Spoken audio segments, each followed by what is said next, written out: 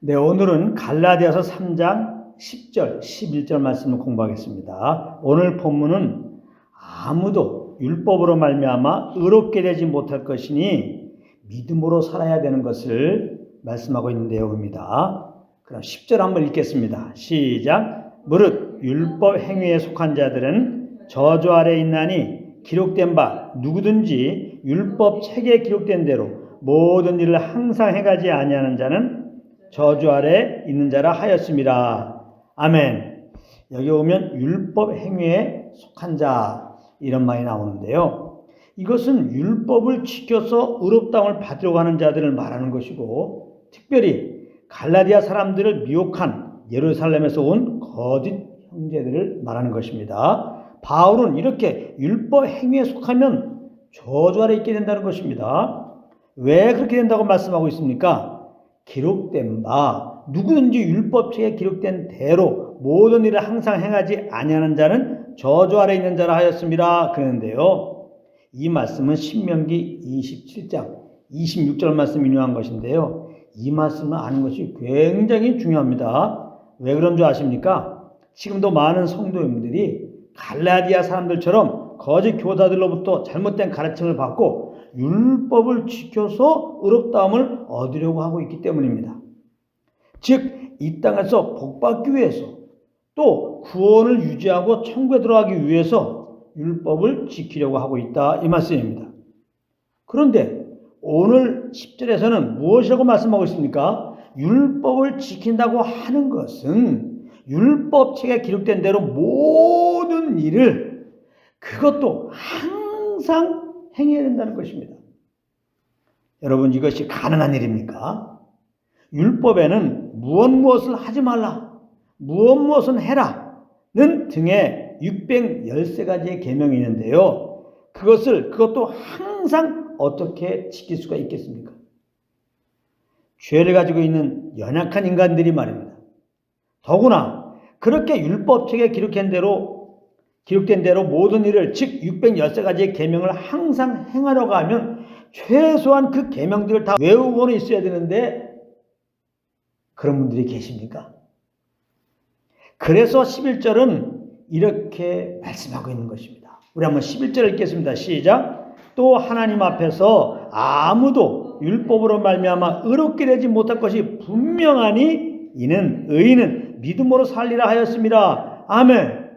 여기 오면 분명하게 말씀하고 있습니다. 아무도 율법으로 말미암아 의롭게 되지 못할 것이라고 말입니다. 물론 율법을 다 지키면 의롭다움을 얻습니다. 그러나 사람은 연약하여 절대로 율법을 지킬 수가 없다, 이 말이에요. 율법이 문제가 아니라 사람이 문제다, 이 말이에요. 만약 율법을 지켜서 우리가 의롭다움을 받을 수 있었다면 왜 하나님께서는 그 사랑하는 아들을 이 땅에 보내셨겠습니까? 율법을 지켜서 구원받으라, 이렇게만 말씀하시지. 그런데 하나님께서는 시내산에서 모세에게 율법을 주실 때, 잘 들으세요, 율법만 주신 것이 아니라 성막 짓는 식양도 함께 주셨다는 것입니다. 이게 굉장히 중요한 거예요. 이 성막의 식양은 그리스도를 상징하는 것입니다. 성막에서 드리겠던 짐승의 피제사는 그리스도의 보혈로 우리의 죄를 속량하시는 것에 대한 예표였다, 이 말씀입니다. 그러므로 시내산에서 모세에게 율법과 성막의 식양을 주신 것은 곧 율법으로는 죄를 깨닫고 그리스도께 나와서 그리스도를 믿음으로 구원받는 것을 암시하고 있었던 것입니다. 이렇게 말하면 어떤 분들은 이런 질문을 합니다. 물론 우리는 율법을 지켜서 구원받는 것이 아닙니다. 그래서 우리는 믿음으로 구원을 받은 것입니다. 그렇지만 구원받은 다음에는 그래도 율법을 지키며 살도록 노력해야 되는 거 아닙니까? 무엇보다도 그런 삶의 기준이 있어야 우리가 타락하게 되지 않고 말입니다. 이렇게 질문할 수 있는데요, 아주 이성적으로는 그럴듯하게 들리는 말입니다. 율법을 지키며 살려고 노력하는 것이 정말 거룩한 삶처럼 보이고 그렇게 할 때 타락한 삶이 되지 않을 것 같습니다. 그런데 여러분, 한번 또 생각해 보십시오. 많은 사람들이 똑바로 사는 것이 무엇인지 몰라서 똑바로 살지 못하고 있는 것입니까? 그렇지 않지요. 똑바로 사는 것이 무엇인지 알아도 그렇게 살지 못하는 인간이 문제가 되는 거예요. 우리가 구원을 받았어도 우리는 여전히 죄를 가지고 있는 연약한 육신을 가지고 있다는 사실입니다. 그렇기 때문에 아무리 선하고 의롭고 신령한 율법인 것을 알아도 우리 힘으로는 절대로 그것을 지킬 수가 없다는 거예요. 이런 분들에 대한 대답이 11절 후반절입니다. 함께 읽겠습니다. 시작. 이는 의인은 믿음으로 말미암아 살리라. 할렐루야. 이게 정답이에요. 예수 믿고 구원받은 다음에 우리는 어떻게 살아가야 되는가? 예수 믿고 거룩하게 된 자로서 우리는 어떻게 거룩하게 살 수 있을까? 그것은 율법을 지키려고 노력하는 것이 아니라 믿음으로 사는 것이라는 거예요. 만약 여러분들이 율법을 삶의 기준으로 두고 여러분들이 여러분들의 노력으로 그를 지키면서 살려고 한다면 잘 들어보십시오. 여러분들은 거룩한 삶이 되는 것이 아니라 타락한 삶을 살게 되는 거예요. 타락한 삶. 타락한 삶이라고 하는 것은 주님을 의지하지 않고 내가 사는 것을 말하는 것인데 율법을 지키려고 하는 것은 바로 내가 사는 또 다른 행위가 되는 것이기 때문입니다. 그리고 무엇보다도 그 율법을 지키지 못할 것이 분명하니 율법을 지키려고 하면 반드시 여러분들은 구원의 감격 다 잊어버리고 깊은 정죄와 두려움 속에 빠지게 된다는 거예요. 그러므로 11절 말씀에서 분명하게 말씀하신 것입니다. 의인은 예수 믿고 구원받은 자들은 의인은 믿음으로 살리라. 믿음으로 산다고 하는 것은 믿을 때 우리 안에 거하신 성령을 따라 사는 것을 말하는 것입니다. 성령을 따라 산다는 것은 예수님께서 우리를 사랑하신 그 십자가의 사랑으로 사는 것을 말하는 거예요. 그러므로 성령을 따라 행하는 것은 곧 율법의 요구를 이루는 삶을 사는 것입니다. 로마서 8장 4절입니다. 육신을 따르지 않고 그 영을 따라 행하는 우리에게 성령을 따라 행하는 우리에게 율법의 요구가 이루어지게 하려 하십니다. 분명하게 말씀하고 있습니다. 여러분 율법이 요구하는 바가 무엇인지 아십니까? 사랑하라 이 말이에요. 사랑하라.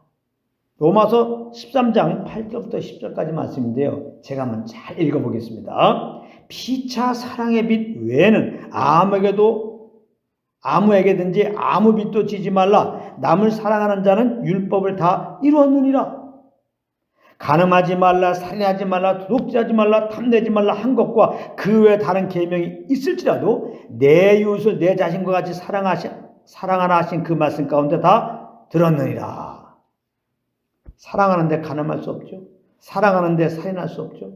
사랑하는데 도둑질할 수 없죠. 하나님을 사랑하는데 우상 섬길 수 없죠. 하나님을 사랑하는데 하나님의 일을 막연하게 이끌 수 없죠. 하나님을 사랑하라. 이웃 사랑하라. 이게 계명을 축소한 말이에요. 결국 사랑하라 이 말이에요. 사랑은 이웃에게 악을 행하지 아니하나니 그러므로 사랑은 율법의 완성이라 그랬어요. 바로 성령을 쫓아 행할 때 이 주님의 사랑으로 사랑하는 것이니까 율법 요구로 이루어지게 된다는 거예요. 그러므로 은혜 아래 있는 자들에게 주님을 섬긴다고 하는 것은 율법이나 교회법 등을 잘 지키려고 하는 데 있지 않고 우리 안에 계신 성령과 교제 가운데서 그 인도함을 따라 사는 것입니다. 로마서 7장 6절이 그렇게 증언하고 있습니다. 제가 읽겠습니다. 이제 우리가 얽매였던 것에 대하여 죽었으므로 율법에서 벗어났으니 이러므로 우리가 영의 새로운 것으로 섬길 것이요 율법 조문에 묵은 것으로 아니할지니라. 여기 보면 우리가 얽매였던 것에 대하여 죽었다. 율법에서 벗어났다. 이렇게 말씀하셨는데요. 그럼 어떻게 우리가 율법에 대하여 죽고 율법에서 벗어나게 되었을까요? 그것은 율법을 지켜야 할 내가 그리스도와 함께 십자가에 못 박혀 죽었으므로 그렇게 된 것입니다. 그러므로 이제 그리스도와 함께 십자가에서 이미 못 박혀 죽은 내가 율법을 지키라는 것은 안 되는 거예요. 이렇게 하는 것이 주님을 섬기는 것이 아니다 이 말씀이에요. 이런 의미가 바로 율법의 조문의 것으로 아니할지니라 이 말씀의 의미인 것입니다. 율법의 조문, 율법의 계명 그것들을 내가 잘 지키려고 하는 것이 주님 섬기는 게 아니란 말이에요. 그러면 어떻게 하는 것이 주님 섬기는 것이냐? 영의 새로운 것으로 섬길 것이요 그랬습니다. 영의 새로운 것으로. 영의 새로운 것으로 섬기라 이 말은 우리 안에 오신 성령을 따라 사는 것이다 이 말이에요. 성령께 주시는 감동 따라 여러분들이 밥을 먹었습니다. 성령에 주시는 감동 따라서 책방에 갔습니다. 성령께서 주시는 감동 따라 친구를 만났습니다. 그래요. 성령께서 주시는 감동 따라 기도했습니다. 이게 예배라는 거예요.